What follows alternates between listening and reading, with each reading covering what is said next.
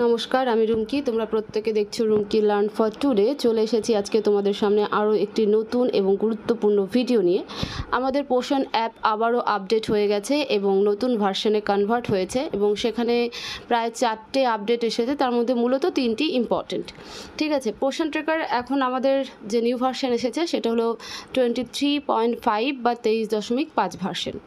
ইতিমধ্যে অনেক দিদিদের পোষণ অ্যাপে আপডেট চলে এসেছে, মানে নোটিফিকেশান, আপডেটের নোটিফিকেশান চলে এসেছে, বা অনেকে হয়তো পোষণ অ্যাপ অন করতে যাচ্ছ কিন্তু অন হচ্ছে না বা ওপেন হচ্ছে না, খুলছে না পোষণ অ্যাপ। তো অবশ্যই প্লে স্টোরে গিয়ে পোষণ ট্র্যাকার সার্চ করো, দেখতে পাবে সেখানে আপডেট চলে এসেছে। যতক্ষণ পোষণ অ্যাপ আপডেট দেবে না নতুন ভার্সনে ততক্ষণ পোষণ অ্যাপ কিন্তু খুলছে না। নেটওয়ার্ক ইরর দেখাচ্ছে বা কখনো একদমই খুলছে না, ঘুরেই যাচ্ছে, এরকম কিন্তু ইস্যু হচ্ছে। তো যে সমস্ত দিদিদের আজকে পোষণ অ্যাপ ওপেন করতে গিয়ে এই ইস্যুটা এখনও ফেস করছো তোমরা, তারা মানে সেই সমস্ত দিদিরা ইমিডিয়েট প্লে স্টোরে যাও, গিয়ে আগে পোষণ ট্র্যাকারকে আপডেট করো, তারপরে খোলো, দেখবে খুলে যাবে। তাহলে চলো নতুন ভার্সন যে এলো পোষণ ট্র্যাকারের সেই আপডেট এবার আমরা দেখে নিই। প্লে স্টোরে গিয়ে পোষণ ট্র্যাকার সার্চ করলে পরেই তোমাদের সামনে ঠিক এরকম পেজ চলে আসবে। সেখানে দেখবে একদিকে আনইনস্টল আর একদিকে আপডেট। যারা জানি আমরা তারা তো জানি, যে সমস্ত দিদিরা এখনও বুঝে উঠতে পারেনি বা কীভাবে সার্চ করবে তাদের জন্যই বলে রাখছি। তো এখানে আপডেট কথা চলে এসেছে, তো আগে আপডেট করো, তারপরে পোষণ অ্যাপ ওপেন করো, নইলে কিন্তু পোষণ অ্যাপ ওপেন হচ্ছে না। আমার পোষণ ট্র্যাকার আপডেট হয়ে গেছে, তো এখানে ওপেন কথা চলে এসেছে। এবার আমরা এই যে পোষণ ট্র্যাকারের আপডেট এসেছে সেটা দেখব। কোথায় দেখব? নিচে দেখো হোয়াটস নিউ বলে একটা কথা লেখা রয়েছে এবং তার পাশে অ্যারো চিহ্ন রয়েছে। তো সেখানে হাত দিলে পরে আমরা ইন ডিটেলস আপডেটটা দেখতে পাবো। সবার প্রথমে দেখি যে পোষণ ট্র্যাকার আপডেট, মানে আপডেট যে হয়েছে নতুন ভার্সনে সেটা হলো 28 এপ্রিল 2025, মানে গত 28 তারিখ এপ্রিল মাসে পোষণ ট্র্যাকারের নতুন ভার্সন আপডেট হয়ে গেছে। কিন্তু আমাদের কাছে মোটামুটি গতকাল বিকেল থেকে নোটিফিকেশান আসতে শুরু করেছে। ভার্সন তোমরা দেখতেই পাচ্ছ 23.5। এবার আমরা দেখব যে আপডেটে মূলত বলেছেটা কি। দেখো, আপডেট এসেছে মোট 4টে। প্রথম আপডেট বলছে updated V3 API for the M1 milestone. ঠিক আছে, খুব সম্ভবত এটা ডেলি ট্র্যাকিংয়ে যে এর আগে আপডেট দিয়েছিল যে কত কিলোমিটার ডিস্টেন্সে রয়েছে, একটা কিলোমিটার পার প্রসপেক্টেড ছিল এবং তারপর ছিল যে লিভে আছো কিনা, এরকম 4-5টে অপশন ছিল। তো এই আপডেটটাকে কিন্তু আমরা পোষণ অ্যাপে কোথাও দেখতে পাচ্ছি না যে ঠিক কোন জায়গাটাকে করা হয়েছে, বাট এটা একটা গুরুত্বপূর্ণ আপডেট। এই প্রথম আপডেট নিয়ে আমরা ইন ডিটেলস ভিডিও এরপরে দেখব বা জানবো। 2 নম্বর যেটা বলেছে সেটা হলো enabled father or guardian bifurcation during new beneficiary registration in the children category. 2 নম্বর আপডেট যেটা বলেছে এখন থেকে যখন নিউ রেজিস্ট্রেশন করবে শিশুদের ক্ষেত্রে, সেটা 0 থেকে 6 বছরের যে কোনো, মানে 0 থেকে 6 বছর বয়সী যে কোনো শিশুর ক্ষেত্রে হতে পারে। তো যখনই সেই শিশুর রেজিস্ট্রেশন করবে তখন সেখানে দেখতে পাবে যে ফাদার তো রয়েছে, সাথে গার্জিয়ান বলে আরও একটা অপশন রয়েছে। সেটা আমরা কিভাবে ফিল আপ করবো সেটা আমরা পরবর্তী ভিডিওতে দেখব।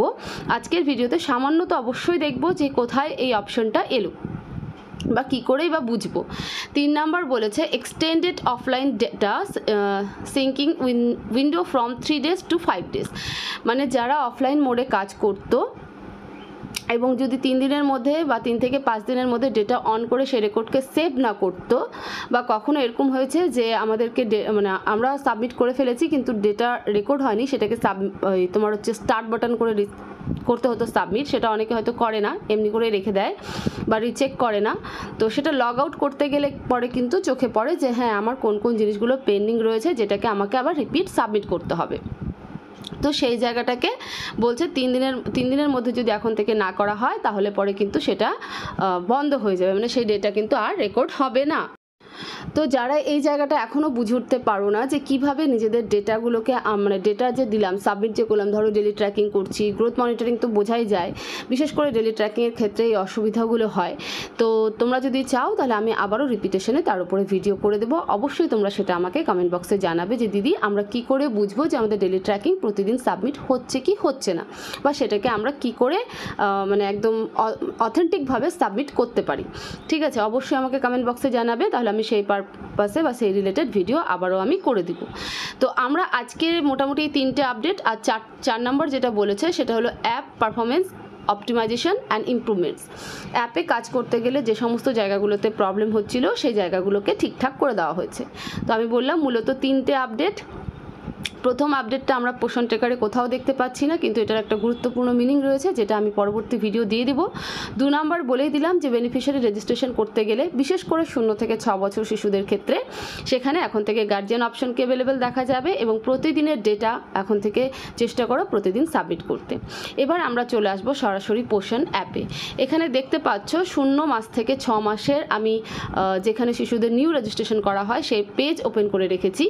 এখানে আমরা জানি কি করে ফিল আপ করতে হয় নিউ রেজিস্ট্রেশন ফর্ম পোষণ অ্যাপে। তো এই সেই পেজ। এবার আমরা যে আপডেটটা এলো যে গার্জিয়ান কোথায় দেখতে পাচ্ছি, কোথায় এই অপশন দেওয়া হয়েছে সেটা একবার আমরা এখানে দেখে নেব। দেখো, যখন আমরা কোনো শিশুর নিউ রেজিস্ট্রেশন করি তখন নাম, ঠিক আছে, বাবার নাম দেওয়ার পরে মানে নামটাম দেওয়ার পরে এখানটাতে প্রথমেই থাকে child does not have Aadhaar, yes or no.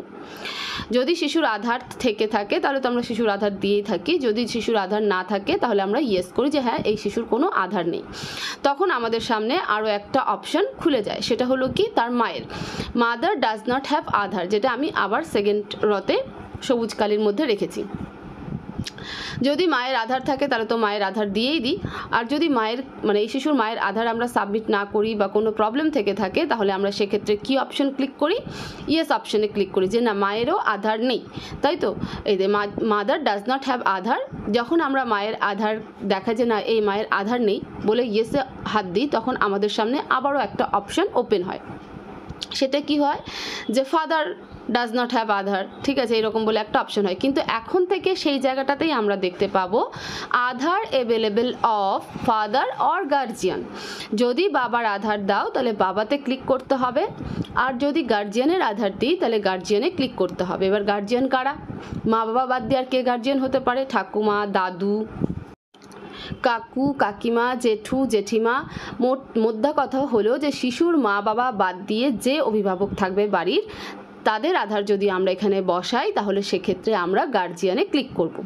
তো এই একটা আপডেট কিন্তু আমাদের নিউ রেজিস্ট্রেশনের ক্ষেত্রে দেওয়া হয়েছে 23.5 বা 23.5 ভার্সনে। তো মোটামুটি একটা সংক্ষিপ্ত এবং ছোট্ট ভিডিও করে দিলাম নতুন ভার্সন যেহেতু আপডেট হয়েছে এবং কোথায় এই মেজর জিনিসটা এনেছে রেজিস্ট্রেশনের ক্ষেত্রে সেটাও আমি দেখিয়ে দিলাম। পরবর্তীতে আরও ডিটেলস ভিডিও তোমরা পেতে থাকবে।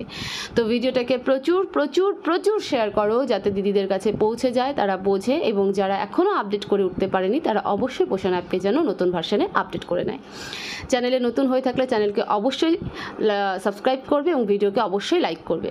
তোমরা সবাই ভালো থাকো, সুস্থ থাকো, দেখা হবে নেক্সট ভিডিওতে। Thank you so much.